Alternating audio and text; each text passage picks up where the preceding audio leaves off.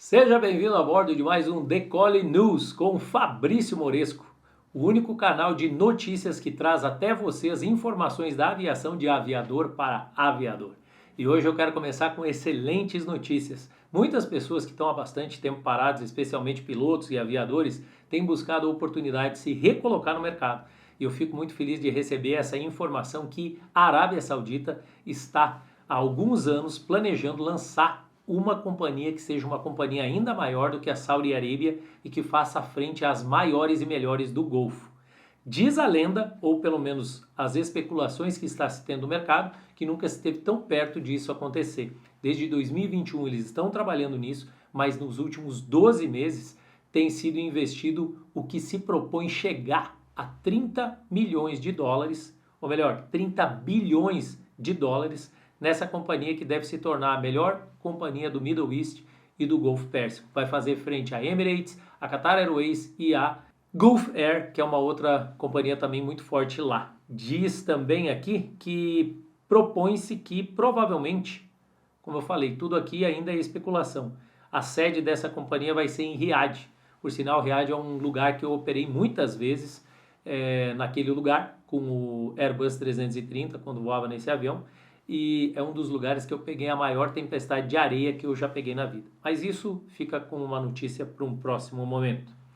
Notícias agora aqui do Brasil, algo que não me surpreende, até esse foi um dos motivos que eu saí do Brasil, voei 8 anos fora, agora estou voltando para cá e os desafios parece que continuam ainda maiores. 7 empresas com pilotos sem vínculo empregatício são alvo de ação pública em Goiás, onde foi constatado que esses pilotos estavam trabalhando para algumas empresas e não estavam com um contrato de trabalho fixo.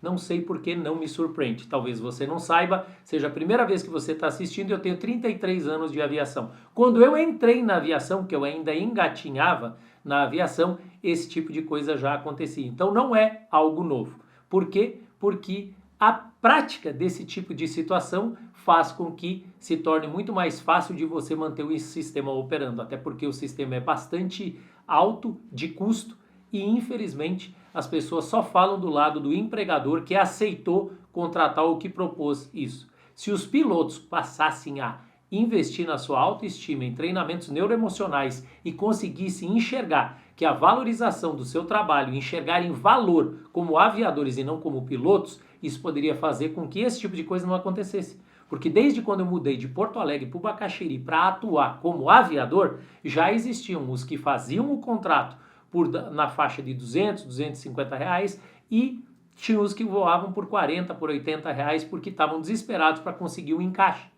Naquela condição da ocasião faz o ladrão, aí o que acontecia? Era feita a proposta de que se voasse por um valor menor num leilão que as pessoas acabavam aceitando. Só que quem era aviador realmente não aceitava essa condição.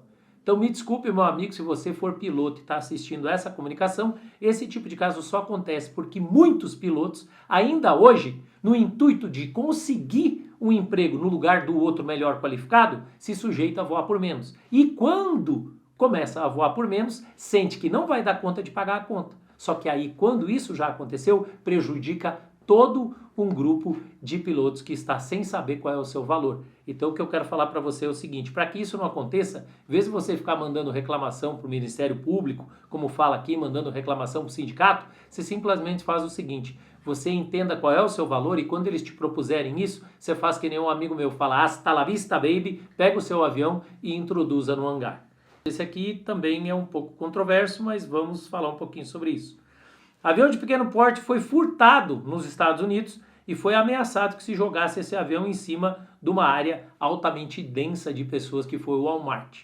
Esse cidadão, que eu não sei exatamente o histórico dele porque não fala aqui, ele operava como abastecedor há muitos anos em um aeroporto menor, próximo desse lugar que ele se propôs jogar o avião, e na noite anterior já intencionalmente deixou o avião com o tanque cheio, era uma aeronave Beechcraft King Air C-90, ele conseguiu decolar. Aqui estima-se que ele não era piloto, não era aviador e não era nem empurrador de manete. Ele apenas tinha feito alguns voos e aí conseguiu decolar para fazer esse voo e falou para a torre que ele iria jogar o avião em cima do Walmart. Não ficou claro qual era a intenção dele e o porquê que ele estava fazendo isso, mas o que fica claro aqui é o seguinte, Uma coisa que eu já faço alerta desde antes da pandemia ainda. Era previsto que a gente tivesse no mundo inteiro mais de 500 milhões, sim, são 500 milhões de pessoas até 2020 estariam beirando problemas sérios de estresse crônico, de condição de borderline, de burnout, de condição de estar passando por uma ansiedade extrema e principalmente possível depressão. Eu não sei exatamente o que aconteceu com ele, mas o fato é que pós-pandemia só agravou as possibilidades de transtorno psiquiátrico, transtorno psicológico e transtorno principalmente emocional. As pessoas não têm treinamento, por isso que eu falo tanto. Hoje a gente tem na aviação treinamento técnico, mas nós não temos nenhum tipo de treinamento neuroemocional dedicado especificamente ao aviador. Eu tenho certeza que logo, logo alguém vai criar esse tipo de treinamento e vai trazer aqui para que vocês tenham esse treinamento disponível. Piloto ameaça cancelar o voo após passageiro compartilhar fotos íntimas nudes através do airdrop do avião. Aqui agora falando de forma mais séria para você, de aviador para aviador, o que acontece? Aqui você vê a importância da presença de comando, da voz de comando e principalmente a autoridade de um verdadeiro comandante dentro de uma aeronave. Para muitas pessoas isso aqui pode parecer balela, pode parecer besteira, mas a partir do momento que você permite uma pessoa acessar todo o sistema de comunicação dentro da aeronave, onde ela consiga infringir com a condição de cada um dos passageiros ali que poderiam ter a sua intimidade preservada, ele simplesmente abriu, comunicou enquanto as pessoas ainda estavam com o sistema de comunicação aberto e fez o envio dessas fotos. O que eu quero dizer para você?